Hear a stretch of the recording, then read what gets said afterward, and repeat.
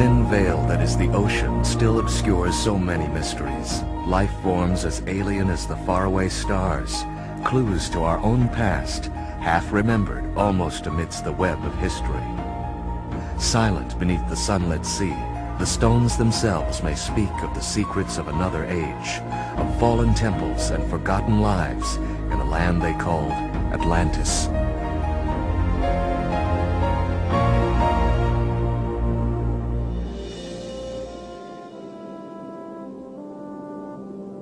Since man first entered the oceans to unravel its mysteries, one secret remains for the most part elusive.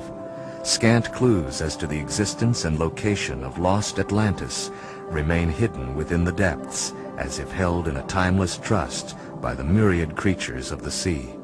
From time to time, these guardians of the ages allow our eyes to glimpse a tantalizing piece of the puzzle. But as sentinels of a mystery as old as man himself, they grant us merely a dim and shadowed view through the narrow portal of history.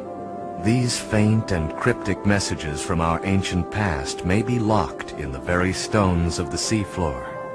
They may lead us along a barely discernible path, laid out long ago beneath the silent sea. Here the stones themselves may speak of a dream long held in the collective memory, of a golden age in the human story. Occasionally, the pieces of this puzzle, as vast as time, present a clue of promise, a hint as to the structures of the ancients, decipherable to a dedicated few who track the trackless way, and see the signs, the steps, the marks of men amidst the sunken, ruined order of nature, scattered out beneath the oceans of the world in seeming randomness and abandon. This journey of rediscovery takes us towards the very center of our Earth in an attempt to unravel the fabric of time itself, to probe and pull from the depths the ancestral messages that may remain. By utilizing every conventional tool and every innovative technology that modern men devise, this science, sent seeking like a silver eye in space, scans the broad reaching of the ocean realm. Faint fragments of this mystery lie strewn upon the ocean floor, from the Azores to the Amazon, and on across the Grand Bahama Bank, where evocative sand-blown patterns, like hieroglyphs, lead the searchers on, sometimes shifting by storm or tide to reveal the possibility of a long-ago civilization. Perhaps the workings of some forgotten race with the reputation of gods and the limitations of men.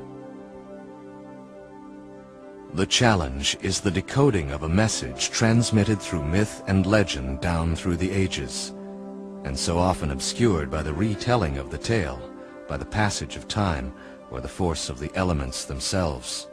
What has been sent down to us intact, like some returning craft launched so long ago, and which some believe exists and still remains above and below the waves, is a name. That name is Atlantis, fabled mother of empires and cradle of cultures. Her influence and power spread across the oceans of the world, but as men with curiosity and conquest at heart, they spread out upon the earth and spawned the ancient cultures of the world. Those who subscribe to the theory of Atlantean expansion cite the mysterious megalithic structures of Europe as possible proof of contact. And it must be admitted that the similarities of culture and design, now separated by thousands of miles of open ocean, are, at the very least, striking and intriguing. To the west, the cultures of the Maya, Aztec, and Inca. To the east, the cultures of Egypt and India all pose unanswered questions as to their origin. If only the stones could speak, would they converse in a common language across the gulf of time and space? It is in the land of the pharaohs, Egypt, the crucible of civilization, that we find the first clear clues as to the existence, influence, and demise of Atlantis and its inhabitants. The Egyptians were the only people of antiquity who were well informed as to the history of Atlantis. 600 years before the birth of Christ, Solon, the great lawgiver of Athens, returned to Greece from a 10-year sojourn in Egypt. To the Egyptians, Greek civilization lacked continuity. They viewed the Greeks as children who had often lost their way, and apart from poetic myth, had no continuous record of previous millennia. Amongst Solon's newfound knowledge was a detailed history of the Atlantean age. His intention was to commit the tale to epic verse, but infirmity and death intervened. 200 years would pass before his descendant, Plato, one of the most profound thinkers and historians of the ancient world, would take up the task in his letters to Timaeus and Critias.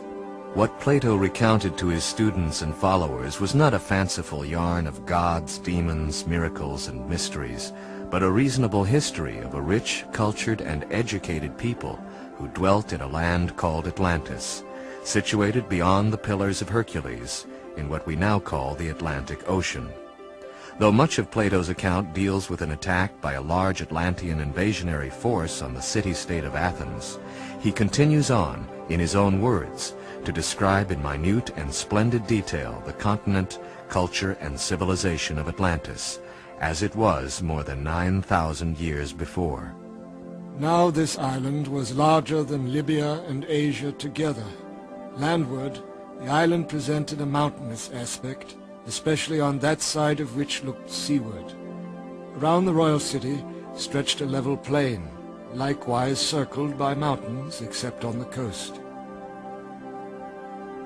The Atlanteans built temples and palaces. Bridges directed the waters, which flowed in a triple circle around their ancient metropolis. The part which faced the sea was covered with villas, places for worship.